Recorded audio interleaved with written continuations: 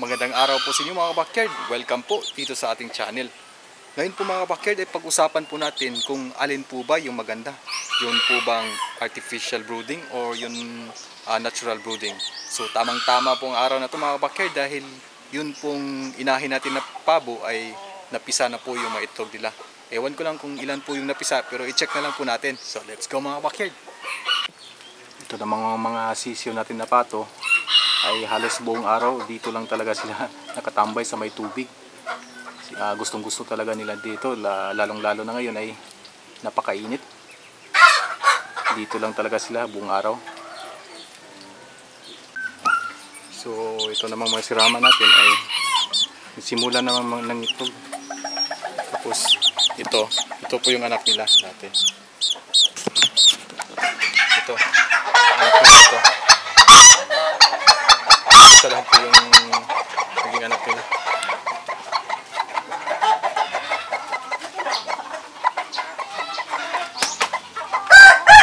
So mga bagay, ito po yung pabo, ito po yung naglilimlim natin na pabo. Ito po ang tinatawag natin na natural brooding. Kasi itong pabo ay naglilimlim, hindi po tulad ng mga heritage chicken na hindi po sila naglilimlim. So nagsimula ng silang mamisa. Check na po natin. May 3 piraso lang po yung nabuhay. So okay na po yan, at least meron. So ilipat na po natin ito sa kulungan kasama po yung inahin. So natural brooding ay hinahayaan po natin yung mga inahin nila na maglimlim hanggang sa mapisa yung mga itlog nila. So ang pabo siguro nasa 23 days bago mapisa yung itlog nila. 23 days or 24 days. Mas matagal kumpara sa mga manok. Tulad po ng mga native chicken o yung mga heritage chicken ay nasa 21 days po bago mapisa yung mga itlog nila.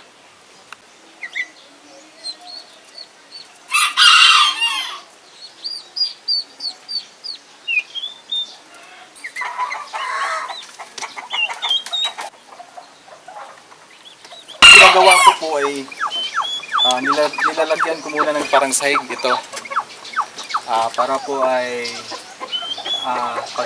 pag nagdimlim po yung pabo tulad yan ay hindi po malalamigan yung mga sisiyo, kasi kapag ganito lang tulad nito ay butas lang po yung sa ilalim. Kapag nagdimlim siya ay magiging useless pa rin po yun dahil nakakapasok pa rin po yung lamig sa ilalim dahil butas lang po ito. Tsaka yung mga insekto tulad ng lamok ay nakakagat pa rin yung mga sisiw, kaya nagkakabulutong pa rin sila. Kaya ako nilalagyan ko muna ng sahig para hindi po malalamigan yung mga sisiw. Tsaka dito ko rin po nilalagay yung mga pagkain nila para po ay matuto po sila at matuturuan sila ng kanilang ina na tumuka. So bigyan po natin sila ng pagkain.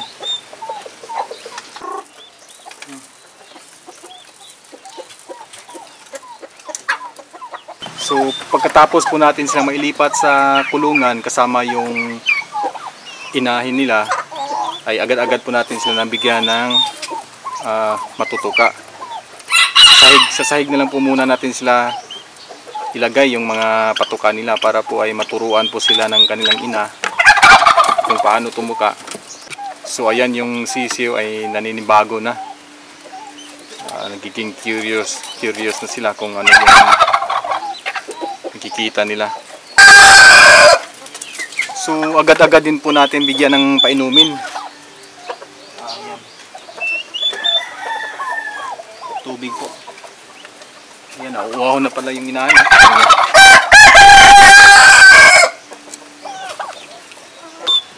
So yun mga backyard.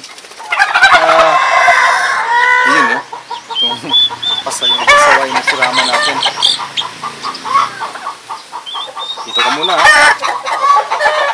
So yung mga backyard, hinahayaan po natin na ang ingay nila. Ang ingay-ingay na talaga ng mga manok natin. Ito muna.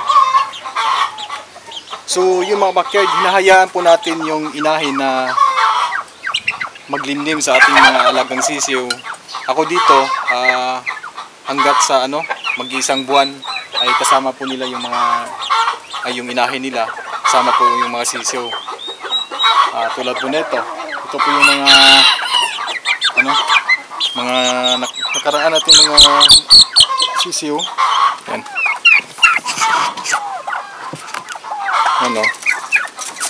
Siguro mahigit mga isang buwan na ata ito.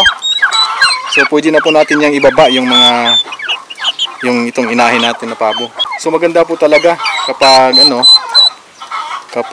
natural brooding po tayo, dahil hindi na po tayo gagastos ng ilaw. Hinahayaan lang po natin yung inahin na maglimlim hanggang sa lumakas na po yung mga sisiw. Ako dito hanggang sa isang buwan, pinalilimihan ko yan ng mga inahin nila. Dito rin, meron din akong sisiw dito. Natural brooding din po ito. Ayan, malalaki na po sila. Masisigla. Wala po itong mortality na nangyari. Lumaki po sila na kasama po yung inahin. So yung mga backyard, yun naman pong artificial brooding, yun po ang gumagamit po tayo ng incubator. Hinahayaan po natin yung incubator na gumawa po ng trabaho ng isang inahin. So in-incubate po natin yung mga itlog hanggang sa 21 days, hanggang sa mapisa. O yung pabo, nasa 23 days, mapisa po yun.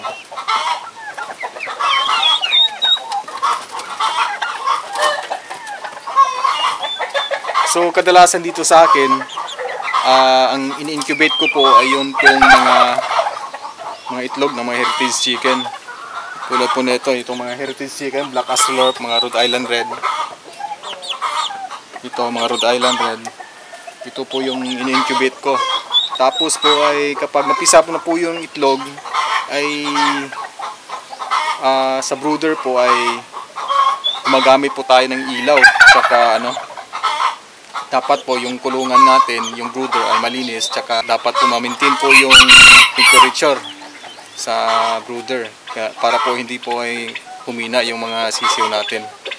So ang tanong po natin kanina, kung alin po ba ang maganda, natural brooding or artificial brooding. So depende po yan.